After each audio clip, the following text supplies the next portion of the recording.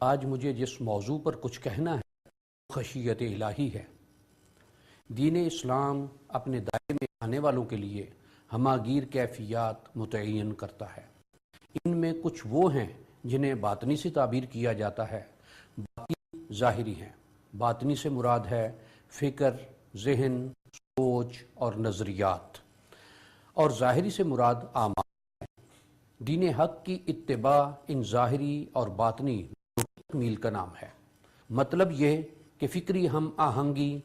کی پختگی اور احساسات کی قلبی کیفیتوں کے ساتھ شریعت اسلام کے سبھی احکام پر مکمل اور بھرپور عمل کیا جائے۔ اس طرح کوئی شخص مومن اور مسلمان بنتا اور رہتا ہے۔ اسی لیے یہ اصولی حکم فرمایا، یا ایھا الذین آمنوا ادخلوا فی السلم کافہ، یعنی اے اہل ایمان، تم اپنے تر احساسات، عقائد، نظریات، قلب و فکر کے ساتھ کیفیات اور احکام ربانی پر بھرپور عمل کے ساتھ اسلام میں داخل رہو۔ اب اسلام کے لوازم میں جو داخلی کیفیات ہیں ان میں اللہ تعالیٰ پر ایمان، کتاب الہی کی تصدیق، حضور سید انبیاء، خاتم النبیین، ختم الرسل صلی اللہ علیہ وآلہ وبارک وسلم سے محبت، اور حضور صلی اللہ علیہ وآلہ وبارک وسلم کا ادب و توقیر، روز آخر پر ایقان، طبیعت میں نیکی، تقویٰ کے جذبات اور خشیت ربانی کے احساسات شامل ہیں۔ جس طرح نیکی ایک جذبہ ہے، یعنی اچھا بن کر رہنا، اپنے طور طریقوں میں، اپنے گھر، اپنے معاشرے اور گرد و پیش میں، اور اس جذبے کے مظاہر بہت سے ہیں۔ اسی طرح تقویٰ ایک عزم ہے جس کا مدعا یہ ہے کہ فرد کی اپنی زندگی میں، اجتماعی فرائض میں اور اعمال میں وہ تمام باتیں ہوں جو حق تعالیٰ کو پسند ہیں، اور کوئی ایسی بات نہ آنے پائے جو اللہ جل شانہ کے ہاں پسندیدہ نہ ہو۔ ٹھیک اسی طرح خشیت الہی ایک کیفیت ہے جس کی بنیاد یہ بھرپور احساس ہے کہ میرا خدائے قدوس میرے ظاہر و باطن کی ہر ایک حالت سے علیم و خبیر ہے۔ وہ میری نیت، ارادے اور عمل کو خوب جانتا ہے۔ میں اس کا ہوں، میرا ہر عمل اس کے لیے ہے۔ پھر وہ یکتا مالک حقیقی ہے، اس کے ہاں میرے عمل کا اس کی ہر کیفیت کے ساتھ حساب و کتاب موجود ہے، اور پھر مجھے اپنے اسی معبود برحق کی بارگاہ میں پیش ہونا ہے۔ تو میں جو بھی عمل کروں، جس طرز سے اور جس بھی انداز سے زندگی گزاروں، وہ ٹھیک اس طریق سے ہو جو اللہ جل شانہ کے لیے ہے۔ اسی طرح خشیت کا جذبہ اخلاص کا حرف مقرر ہے، یعنی خشیت ہوگی تو اخلاص ہوگا، اور اخلاص صحیح ہوگا تو خشیت کو قائم رکھے گا۔ قل اللہ اعبد مخلصا لہ دینی، یہ قرآن حکیم ہے، اور یہ بھی ہے کہ مخلصین لہ الدین حنفاء، ہم مسلمان ہیں، ہم دین اسلام میں ہیں، تو ہماری بھرپور ایمانی زندگی خالصتاً اللہ تعالیٰ ہی کے لیے ہے۔ اس خشیت ربانی اور اس اخلاص للہ کا ایک تقاضا یا اس کا ایک ثمرہ برکت یہ بھی ہوتا ہے کہ ہر جذبہ اور ہر کام جب اللہ کے لیے ہے تو اس کائنات میں اور اہل کائنات کا رد عمل یا اپنی نفسی اور ذاتی خواہشات پیش نظر رہتی ہی نہیں۔ اسی لیے قرآن حکیم میں بہت سے مقامات پر کہ اس میں لوگوں سے خشیت کے مقابل حق تعالیٰ کی خشیت اور اسی کی خشیت رہنی چاہیے، یعنی ہر کام وہی صحیح اور درست ہے جو اللہ کے لیے ہے، اور یہ بات کسی صورت سامنے نہیں آنی چاہیے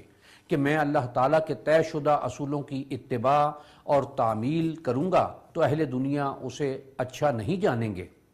بے شک نہ جانیں، مجھے تو اپنے مالک و معبود کی منشا پر چلنا ہے، جس طرح وہ چاہتا ہے لوگ اسے پسند کریں یا نہ کریں۔ اسی لیے قرآن حکیم نے ہر صاحب ایمان کے لیے خشیت پھر تقویٰ کو لازم کیا ہے، وَيَخْشَ اللَّهَ وَيَتَّقِهِ۔ اب خشیت چونکہ احوال پر نظر، گرد و پیش اور قلب و ضمیر کے احساسات پر نظر اور حالات کے صحیح تجزیے کا تقاضا کرتی ہے، اس لیے فرمایا انما یخشی اللہ من عبادہ العلماء، یعنی اللہ تعالیٰ کے بندوں میں سے خشیت اسے میسر آتی ہے جو ادراک و احساس کی پوری کیفیتوں سے بہرہ ور رہے۔ یہ ادراک و احساس ایک بھرپور حال ہے اللہ تعالیٰ کو جاننا جو وہ ہے اپنی کبریا کے کمال کے ساتھ، اور اپنے آپ کو بھی سمجھنا جو کچھ وہ ہے اپنے عجز و ناتوانی کے ساتھ۔ جب اس عجز پر پرتو کبریا ذو فگن ہوگا تو جو حال وارد ہوتا ہے وہ خشیت ہے۔ اسی لیے فرمایا لو انزلنا ھذا القرآن علی جبل لرأیتہ خاشعا متصدعا من خشیۃ اللہ۔ قرآن حکیم اگر کسی پہاڑ پر اتارا جاتا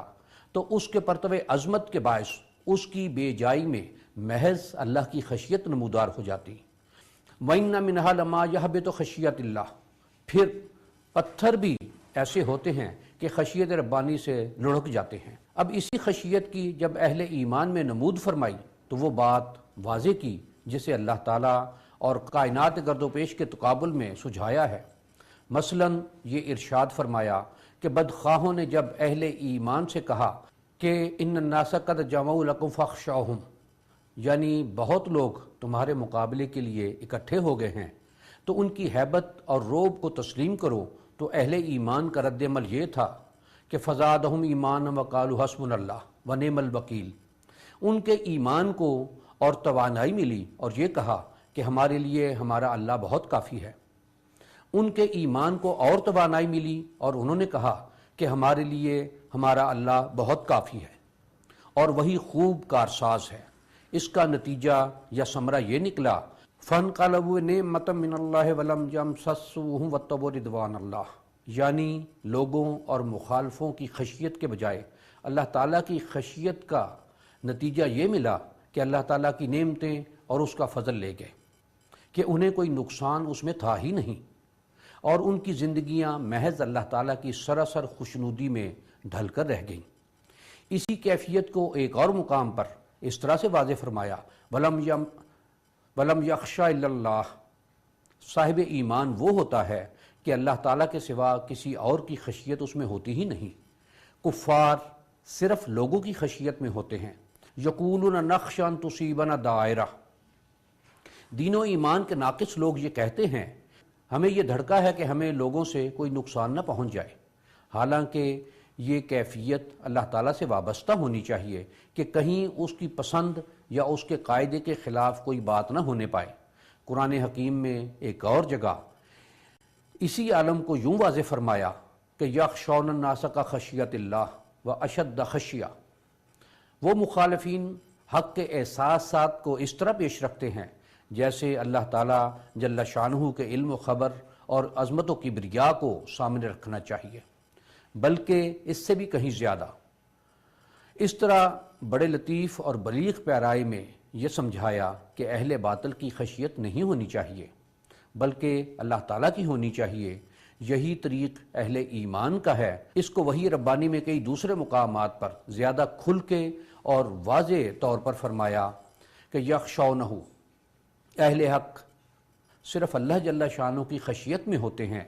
اور ولا یخشوا احدا الا اللہ، ایک اللہ تعالیٰ کے سوا کسی کا ڈر، خوف، ہیبت یا روب ان کے سامنے ہوتا ہی نہیں۔ یہ سنت سب سے زیادہ انبیاء کرام علیہ السلام نے قائم فرمائی، اس لیے کہ یہ انہی کا عمل ہے جو منتہائے حق کا مظہر اتم ہے۔ سیدنا ابراہیم علی نبینا علیہ الصلوات والتسلیمات نے نمرود کو پیغام حق سنایا، اور اس طرح کہ پوری قوم کے مقابل تنہا اللہ کا دور حق کا پیغام لے کر کھڑے ہوئے۔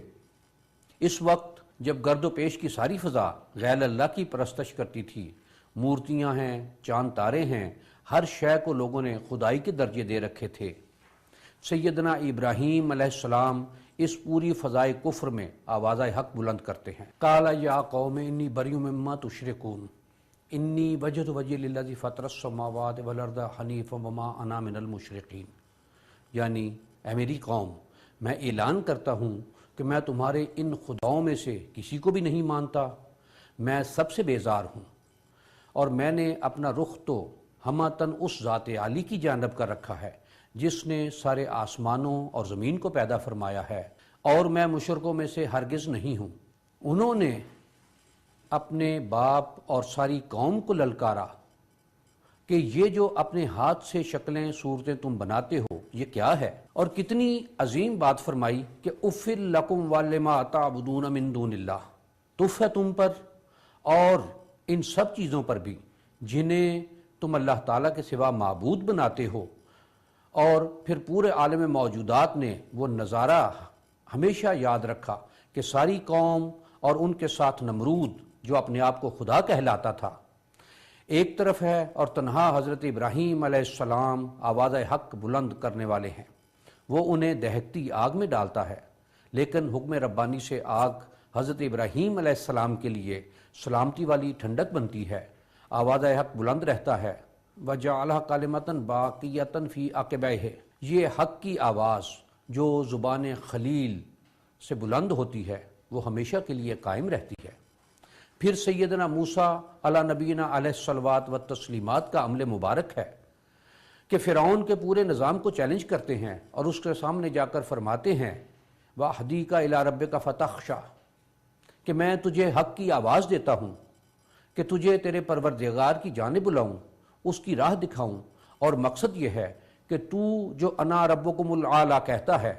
اپنے آپ کو بڑا پروردگار کہلاتا ہے، اس کے بجائے تیرے دل میں اپنے معبود برحق خدائے یکتا کی خشیت پیدا ہو۔ اس کے بعد فرعون نے کیا کچھ نہیں کیا، ڈرانا، دھمکانا، جھگڑا، جادوگروں کو بلانا اور یہ اعلان کرنا لَنِ اتَّخَذْتَ إِلَٰهًا غَيْرِي لَأَجْعَلَنَّكَ مِنَ الْمَسْجُونِينَ، کہ اگر میرے سوا کسی اور کو خدا جانا تو سزائیں دوں گا۔ لیکن یہ تعلیم حق تھی کہ سیدنا موسیٰ علیہ السلام اور سیدنا ہارون علیہ السلام تو بجائے خود ہیں، جو لوگ ان پر ایمان لائے انہوں نے بھی کہہ دیا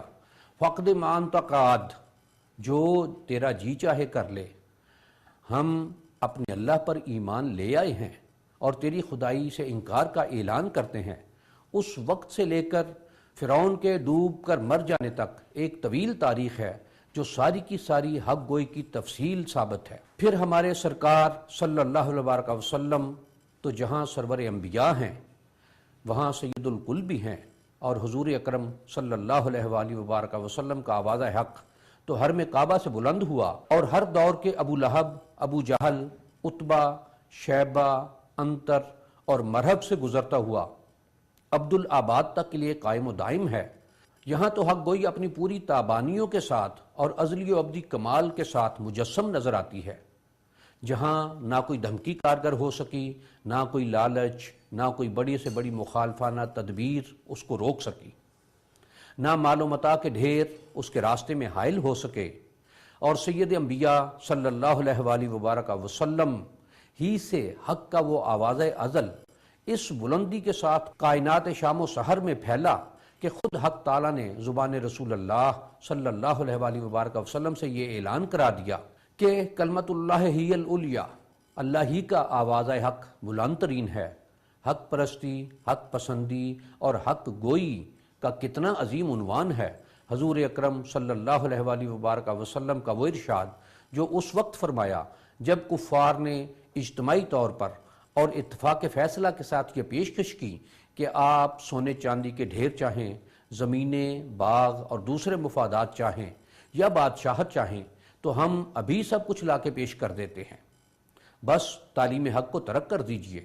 تو حضور اکرم صلی اللہ علیہ وآلہ وبارک وسلم نے اعلان فرمایا میرے دائیں ہاتھ پر آسمان سے سورج اور بائیں ہاتھ پر چاند لا کر رکھ دو تو بھی صدائے حق سے باز نہیں آؤں گا۔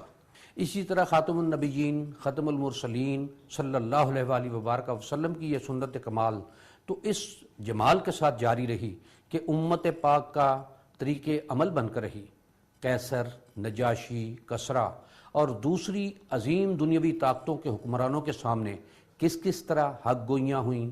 حضرت صہیب، حضرت بلال اور دوسرے صحابہ کرام نے رضی اللہ عنہم کس طرح سے حق گوئی کی عظیم مثالیں چھوڑیں۔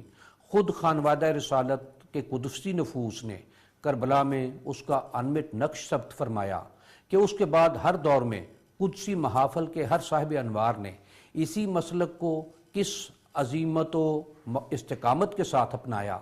اور حق گوئی کی مشلیں روشن رکھیں۔ صرف اپنے اللہ ہی کی خشیت میں رہے، اپنے زمانے کے ہر نمرود، شداد، فرعون کو اپنے پاؤں کی ٹھوکروں میں رکھا اور ان کے ہر ظلم و ستم کو، ہر تنگی کو، ہر تکلیف کو، ہر مصیبت کو خندہ پیشانی سے قبول کیا، لیکن اعلان حق، کلمہ حق، قرآن مجید کے حکم کے فلا تخشوہم واخشونی، تم صرف مجھی سے ڈرو، ان سے مت ڈرو، اس کی عملی تفسیر رہے اور اپنے عمل سے لوگوں کو، اپنے آنے والوں کو، اپنے متعلقین کو، اپنے امتیوں کو، اور جو بعد میں صاحب حق آئے انہوں نے بھی اپنے ماننے والوں کو اس بات کی تعلیم بھی دی، ترغیب بھی دی، اپنے عمل سے، اپنی جرت و بے باکی سے۔ اور ان میں وہ صلاح الدین ایوبی تھے یا شمس الدین التمش، وہ امام اعظم امام ابو حنیفہ بن ثابت رحمہ اللہ تعالیٰ تھے، یا امام احمد بن حنبل،